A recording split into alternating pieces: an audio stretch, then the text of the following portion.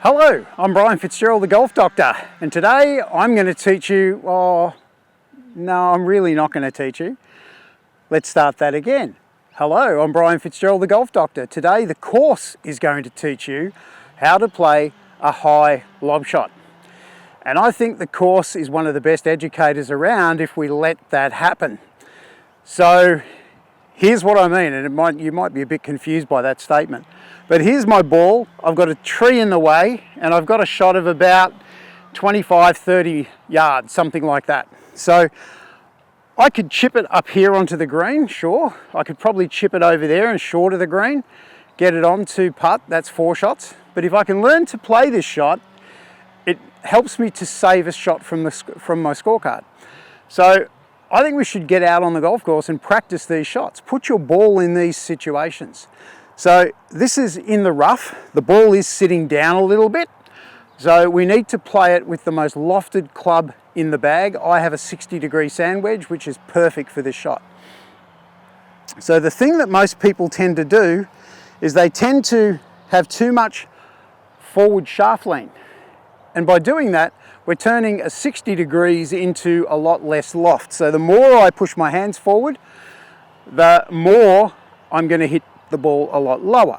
The other thing that happens is the leading edge digs in. Now I do need the leading edge to dig in a little bit on this one because the ball is sitting down in thick rough. So the rough is going to react a little bit like a bunker shot. But I still want to get the ball up. And the other thing I see most people do is once they hit down because of that forward shaft lean, the club gets stuck in the grass. So you lose a lot of momentum and the ball generally hits about halfway up that tree.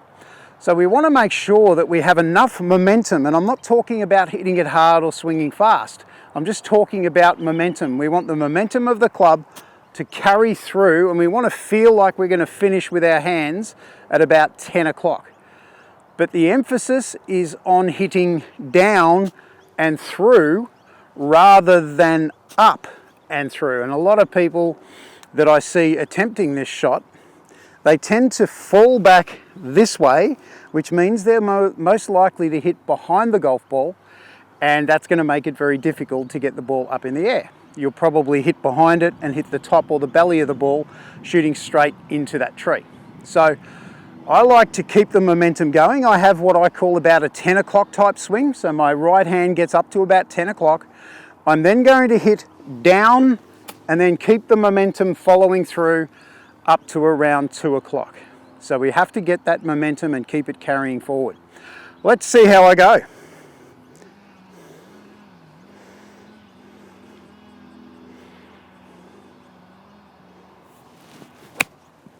You can see I got stuck. So that's actually gone on the green, and that's probably about 3-4 feet from the hole. But you could see when I replay in the replay of this shot, the club definitely got stuck. So if I hadn't have had that thought first and foremost in my mind to keep the momentum going, the club would have stalled and I would have hit it into about halfway up that tree, and it would have been a disaster. So that's why it's important to practice that. So I would get out on the golf course, put your ball into these situations and practice. You may not be good at it, but at least you keep practicing. And if you do that, I know you're going to be able to play this shot with greater frequency. So the 7 out of 10 rule rules my life. If I put a ball there and faced with a situation, if I say to myself, gee, can I play this 7 out of 10, 7, 8, 9 or 10 out of 10? If it is, that's a big green light.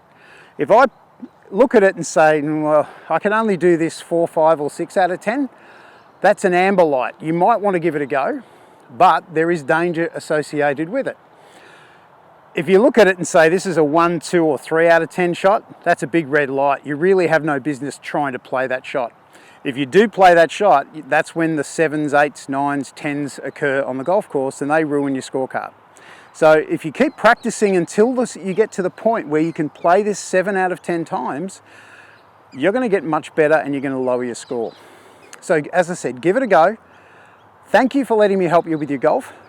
I'm Brian Fitzgerald, the Golf Doctor, and I look forward to seeing you in my next video.